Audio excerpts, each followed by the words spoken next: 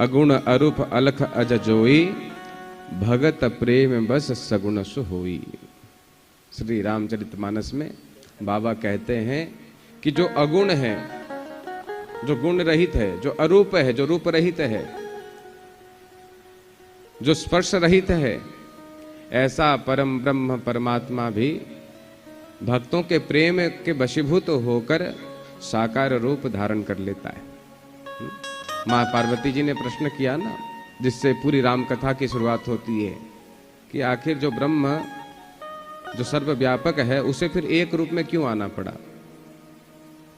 तब बाबा शंकर कहते हैं कि भगवान हम भक्तों के हित करने के लिए जब जब होई धर्म के हानि, बाढ़ असुर खल अभिमानी, करहि अनीति जाई नहीं बरनी, सीधहि विप्र धेनु सुर धरनी, तब तब प्रभु धरि विविध शरीरा, हरहि कृपा निधि सज्जन पीरा।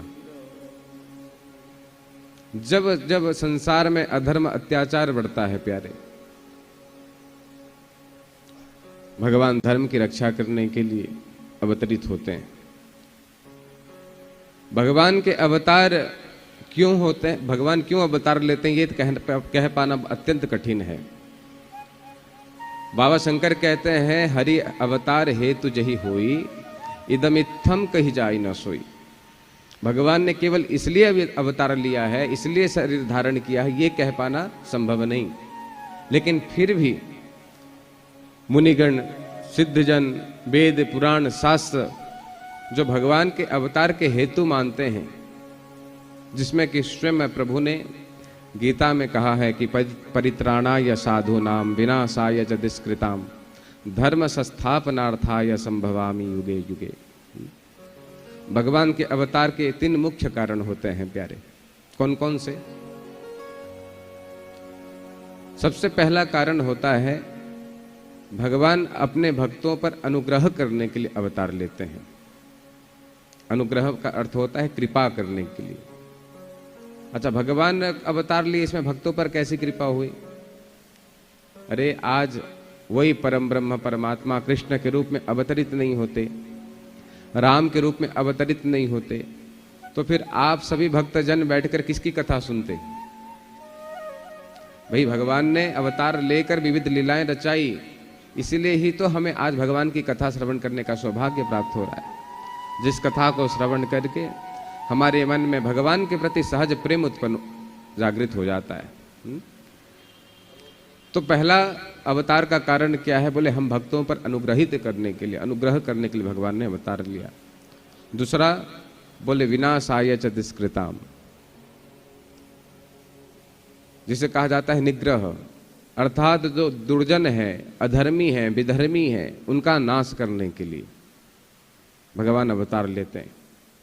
जब कृष्ण के रूप में आए, जरासंध, कंस, शिशुपाल जैसे विधर्मियों को भगवान ने उद्धार किया।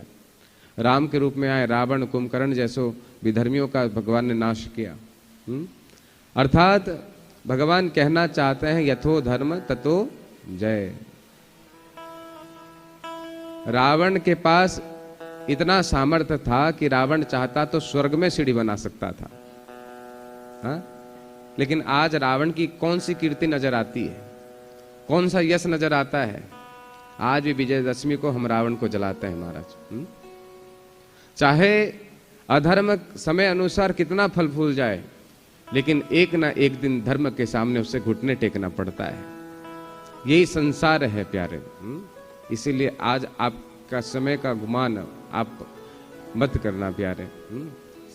आज समय में आप चलती में हो तो समय के परवश होकर यदि एक बार आपने अधर्म का रास्ता पकड़ लिया तो भगवान कहते हैं कि मैं अधर्म का विनाश करने ही तो आता हूं। अधर्म के मार्ग पर चलकर किसी का कल्याण नहीं होता। क्या नहीं था रावण के पास? हाँ, स्वर्ग से देवता आते थे रावण की सेवा को देने के लिए, लेकिन ऐसा रावण, इसकी भी सत्ता नहीं रही। तो दूसरा कारण होता है संसार से विधर्मियों का सफाई करने के लिए, उनका उद्धार करने के लिए भगवान प्रकट होते हैं।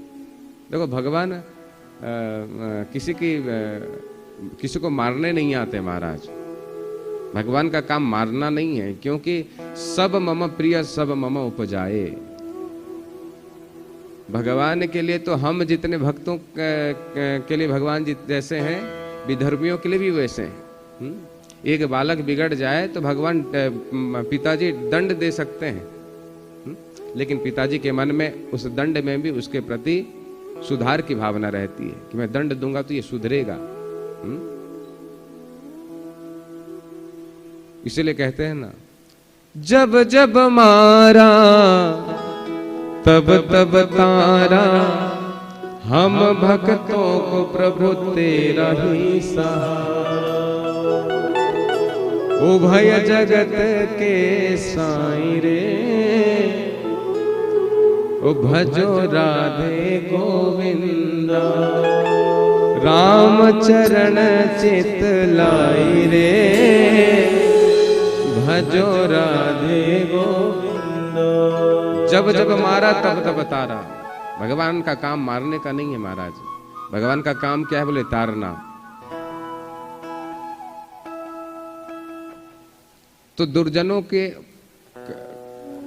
का उद्धार करने के लिए भगवान का अवतार होता है। और तीसरा कारण बोले धर्म संस्थापनार्थाय।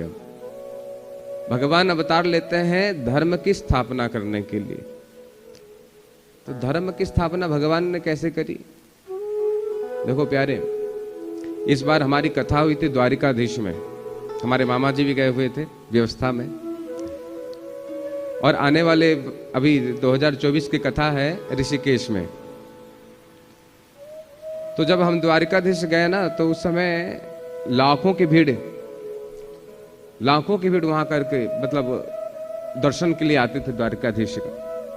वृंदावन जाओ कार्तिक के महीने में, दामोदर मास में लाखों की भीड़ आपको दर्शन होंगे। तो ये लाख लाख लोग वृंदावन क्यों जाते हैं, द्वारिकाधीश क्यों जाते हैं? अगर हमारे प्रभु कृष्ण के रूप में अवतरित नहीं होते, गोकुल में जन्म नहीं लेते, वृंदावन में जाकर विविध लीलाएं नहीं रचाते, मथुरा आकर कंसमर्दन नहीं करते, द्वारिका में जाकर अपनी नगरी नहीं बसाते, तो क्या इन सभी स्थानों का महत्व होता? क्या हम इसे धाम के रूप में स्वीकार कर पाते? हाँ?